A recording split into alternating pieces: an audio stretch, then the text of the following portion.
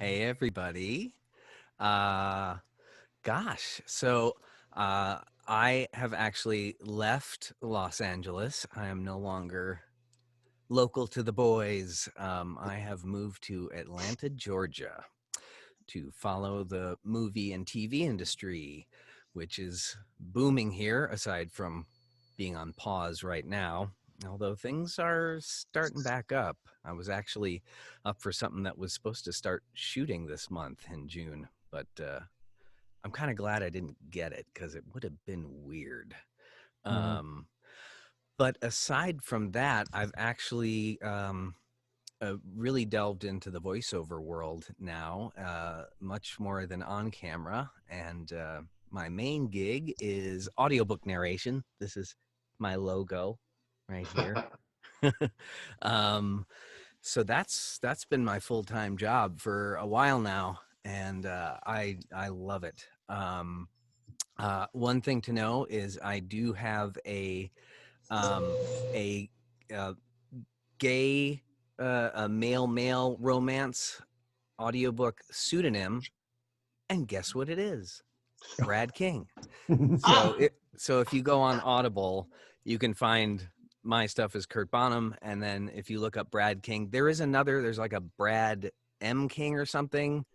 Imagine the mail he gets. I know I've wondered if if he's like seen it and been like, oh no, what is this? Yeah. But so you can find just Brad King. You can find my male romance books. Got another one I'm going to be doing very shortly. I just was nominated for an Independent Audiobook Award for a suspense thriller novel that I did. The awards were last night. I didn't win, but that's okay. The guy that won is fantastic and totally deserved it.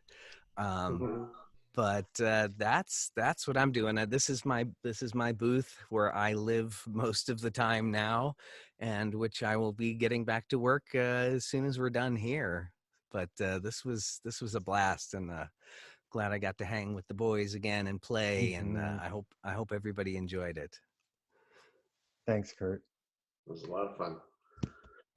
That sounds great. I too have moved away from LA, although it's more of a suburb in Palm Springs, so just a couple hours away, and still continuing my schizophrenic life with medicine and the arts. But I've been really focusing and have a new practice in Palm Springs, doing facial cosmetic stuff. And can you tell? I'm 70. No.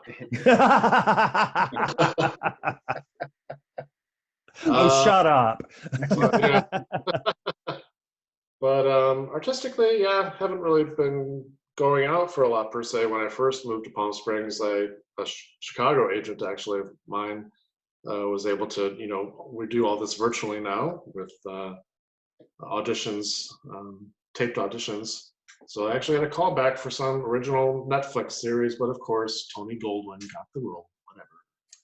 Damn him. So that's the way life is.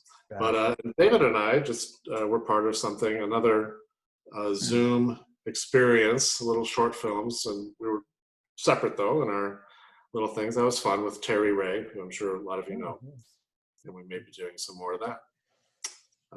Other than that, I joined a band and I'm playing clarinet again, and so that's my creative outlet here. But yeah, so good to join the boys again. Thanks. Excellent. Thanks, JPO. Okay, well, in this quarantine day and age, I've been pretty busy actually. I wrote a book. It's a memoir. It's called Shame on Me, the memoir of a musical comedy whore. And it kind of ties in my one-man show, which was called Musical Comedy Horror, and that we actually filmed a couple years ago. And I actually have some good news about it that I'm not allowed to share. So hopefully by the time this comes out, we'll see what happens. But I'm trying to get the book published, and I have a couple people that are kind of helping me do that. And I'm kind of doing this I'm still auditioning for stuff. I'm doing like I did the thing with, that Jeff did as well. And I'm still getting, self-tapes for TV and film and stuff like that. And that's been great. but I'm also kind of throwing myself into this mission of mine, which is this kind of pro-sexuality, anti-body shame thing that has become very important to me over these last few years. And part of it has to do with what the book is about, my story told through the lens of body shame and sexuality. And with the whole idea being that America's fucked up about sex, and I'm really sick of it. And I'm sick of being demonized for my sexuality, our sexuality. You know, it's okay to be gay on TV as long as they're not having sex type thing. So I've been trying to now, between the book and the show, I've been an erotic model for years, and I've started kind of moving into video a little bit. And I kind of want to work it all together to get this anti-body shame, anti-ageism, pro-sexuality mission out there. So that's become very important to me, and something that I've been kind of working on.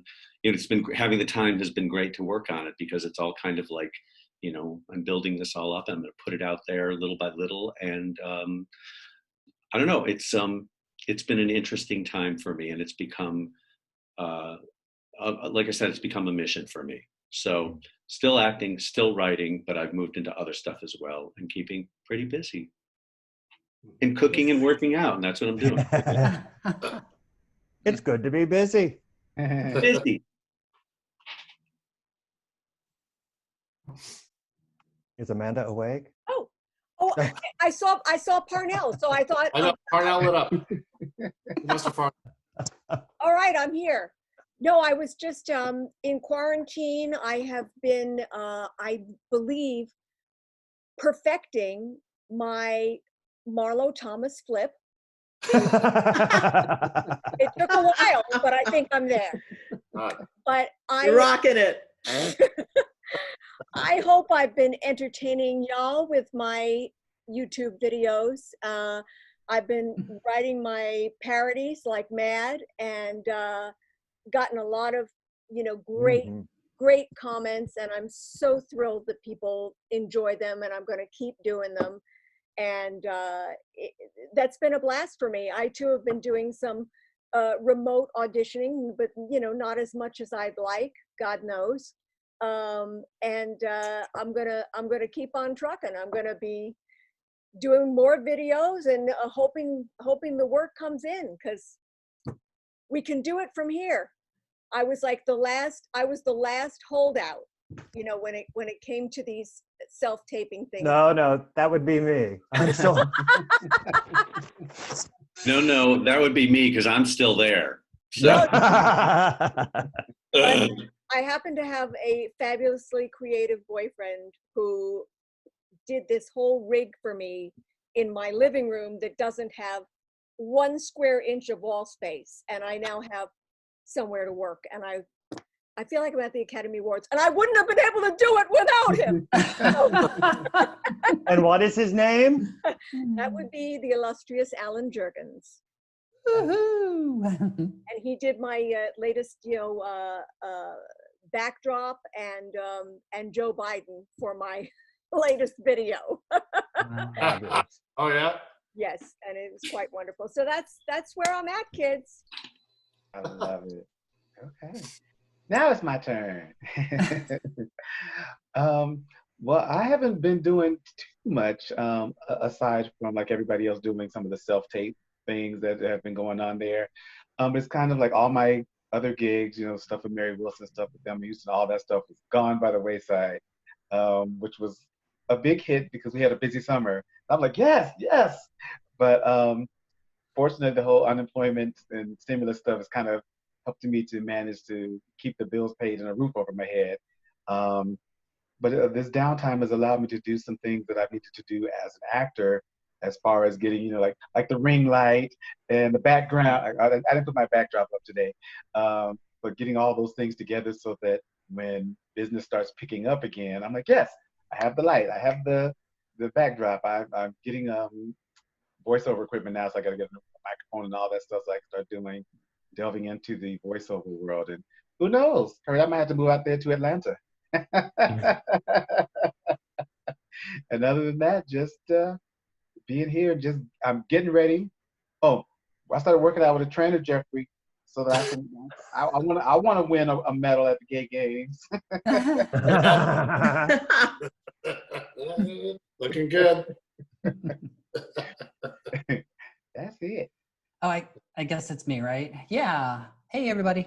I have a film out called Reveal. I play crazy Uncle Gary. It's a lot like a Sordid Lives story, except it involves a gender reveal party and a young man bringing his beloved home to meet the family. And the first person they meet is me. And I really had fun filming that. It's the last thing I shot last year, and it's now doing the festival circuit. And it just either won or got nominated for Best Ensemble. So I had a really fun time.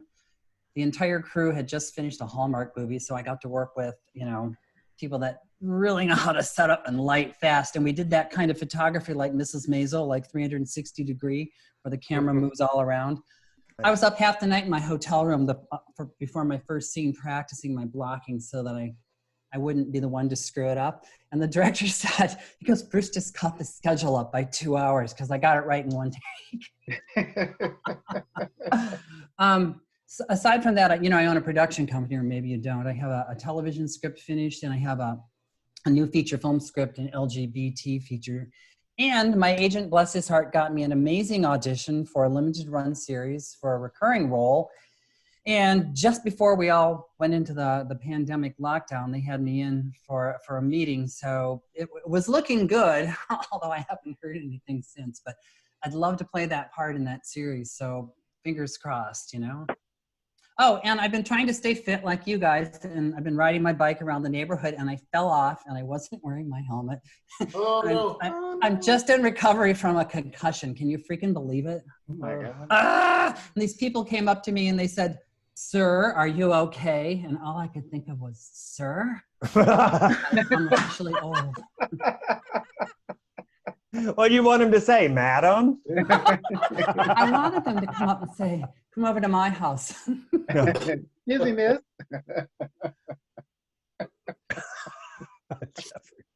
I'm done. Okay. I guess this would be me. First off, I am very tickled to actually do this because I did one episode with you guys once upon a time and a day ago. And to do any kind of work with you, all of you, some of you have been to this house and had the tragedy of eating my food. So That's hardly a tragedy. mea culpa. But for all purposes, in my world, I do improv comedy, which is going through a lot of trials and tribulations because of Black Lives Matter. Things are changing. And it seems I'm the forefront of that change. I work at the Pack Theater here in Los Angeles, and I teach there. And yes, I have 2 ring lights in here, 1 professional camera. I can look here, or I can look down here. Where am I going? What am I doing? My sound booth, because I also do VO, is upstairs. A lot of voiceover work, a lot of books that I'm reading in very professional voice. So you need an African-American woman to sound like this, but of course. And then I can turn around and just go, "Where you at?" So these are the good days. What was the theater, Sean? What, baby doll? What was the theater you're at? The Pack Theater in Los Angeles on Hollywood Boulevard. Actually, Santa Monica, my bad. I'm in the complex. And it's been there for a bit. And I'm teaching level 3 there, packtheater.com. Yeah, and also now that the complex is kind of pandemic closed, everybody has gone online to Twitch. So we're doing live shows now. And I'm doing live improv in this house, setting up cameras all over the house. Wow. OBS with a switcher, going back and forth, running up and down stairs at 55 in the heat of Los Angeles. Life is good. And with that, I guess when things clear up in England, I booked a Christmas movie out there, which I'm really excited about. I was supposed to go out there in April, but that obviously didn't happen. So they're just on hiatus. I guess England has now opened up their soap operas. so they're shooting soap operas now. Graham Norton actually just opened up his show live again. So they're kind of slowly going back up, and I go out there in August to go and shoot this movie. Are all the shows coming back? Because I can't remember if it was EastEnders or Coronation Street, but one of the producers was saying if we can't go back in production, we're going to wrap it up. Yeah, there's a large majority of the comedy shows that are pretty much calling it a day, which is horrible and tragic. But I know the live shows like Graham Norton and all the rest are going back because he does still want to have guests doing things like on Netflix and that are doing kind of Zoom and or pre-recorded stuff through OBS Live, because you can actually literally, somebody can switch cameras from someplace else in the universe and still have the same kind of quality. So I think a lot of people are now going to OBS Live shows for comedy. So it's going to be interesting. And I literally said to my agent, I did not get all this shit because of a pandemic. I already had it. God damn it. Look at the big brain on Brad. But for all purposes, that's going on. And again, I'm so sad that this is the last of Old Dog New Tricks, because you guys, or maybe. Actually, I am going to take a turn and say a few things. That's one thing I do want to tell viewers. That, as I drink. As of 2016, this was how the show was going to wrap up. As you know, we've tried a couple fundraising attempts. We always seem to be thwarted by Trump or by viruses or whatever. If we do actually, when all this is over and we do raise some money to maybe do either a special or a short season or maybe a movie, we'll either incorporate what happened in the script or we'll follow Will and Grace and just pretend it never happened. I haven't decided. So that's what I wanted to say. Oh, and Sean, would you do the audio book for me? But of course, you know I have the studio upstairs, but of course, whatever you, I'm here for you, Leon. Since San Francisco, I'm here for you. You and Curt will have to divvy up the chapter. All right. Do it yourself, do Leon? narration, yeah. You got ideas? You got ideas in, man? It's your life. I just now got my ring light. I don't have any. I haven't done a single self-tape, and I have not been keeping myself fit during the pandemic. Oh God, neither am I. Look at this. This is mass love going on right now. I've been drinking. I've been pandemic drinking, pandemic eating steak, pandemic smoking. If we're all gonna die if we're gonna die from something, I like to die from something else besides COVID. I really. Honestly, dude. Oh, you're killing me. I'm sorry. Oh, go ahead. No. I can live it's for you. Leon, I was watching The View the other day, and Spike Lee was the guest. And I love Spike Lee and I love his films. But I'm telling you, they had all the boxes. His box looked horrible. Like the light was terrible. And he's a filmmaker. Barely take him out. And I was like, "You're a filmmaker. Come on." There's some Twitter thread, I think it is, that somebody is rating everybody's Zoom rooms. Oh no. Well, that's the thing. They just literally, this is how much, look at the big brain on Brad. Zoom has now officially, every time I get on Zoom, this is like day 4 on Zoom. It's almost like, I'm hostage to my own camera. Tomorrow I get on Zoom. But for all purposes, every time you get on, it's a new installation to go and be more secure. And I'm like, geez, it takes an hour just to go and install the thing again and again and again and again. But it's easy. It's cheap. You can OBS it through other systems. You can stream it live through Facebook. I've been doing live narration on live record, like while I'm recording my books on Discord, which has been really. I love Discord. That's great. It's been really fun. Love that. I'm on TikTok. I am, I think, the oldest person ever on TikTok. I am too. We see you on TikTok. 23,000 12-year-olds follow me. I'm really fucking excited. Yeah, I just create Discord. I don't know what these things are. I have to get caught up. Oh, David, you and I should talk, and maybe we can help each other tiptoe through. I talked to Curt about possibly putting up a booth in my house, and it's not going to work. It just isn't going to work. But I did find a studio. I'm going to be doing an audiobook shortly, and I did find a studio that was very reasonable. So I'm still the old guy who has to go in and have like people do it for me, because I don't have the bandwidth yet with the self tapes and the audiobooks and this and that. I just, for right now, if I'm going to do it, I need some help. So, and by the way, my gay audiobook name, because I did a bunch of those things years ago, is Darren Douglas. So go ahead, look me up, look up Brad King, and you get to hear us tell you gay stories. Yay! Yay! Gay naked stories. Yay! More explicit than anything we ever did. And hey, David, if you need it, man, just record it on anything, like even on your phone. Send me the file and I'll clean it up. I'm a nerd. Oh, no. I tried that. Believe me. Oh, you did? Didn't work? Companies, no, they're Oh.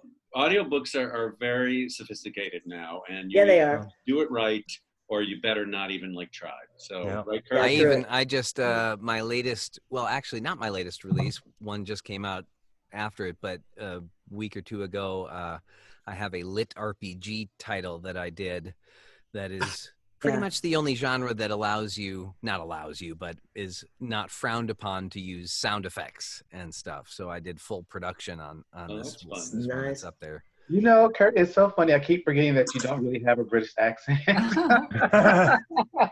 That's right. But I get to do a lot of them in the audiobooks. I think I've done something like 40 accents in the various audiobooks I've done so far. Wow. Show off. Okay. Oh, and I forgot. Our last season of Greenleaf starts on June 23rd. So Yay. Oh, I wanted to ask you, Parnell, are you involved in that show that's kind of like it's not really a spinoff, it's kind of in the same universe? Are you going to be involved in that? I'm hoping so. They haven't really said, they haven't named any characters, because it was something I think that they were talking about. But then I think all the fan clamoring, like, this can't be the last season. They're like, well, maybe we should get that spinoff, kick it into high gear. So, is there an email address we could send a request to include you in that show? You know, other than like to own, because I was trying to hit up Craig Wright. Like, yo, Craig, you know, you like Carlton and you like me, so I think you should go ahead and put me in that. So, other than like Lionsgate TV, OWN, and Oprah.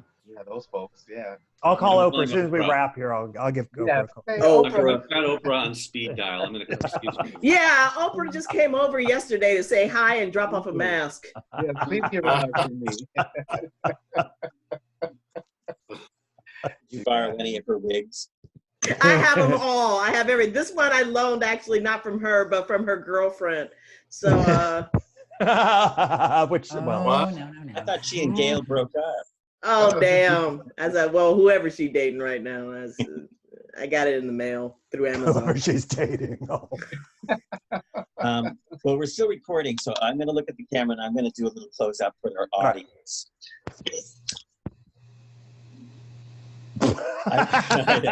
Okay, here we go.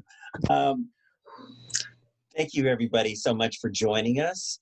First of all, thanks so much to our incredible cast.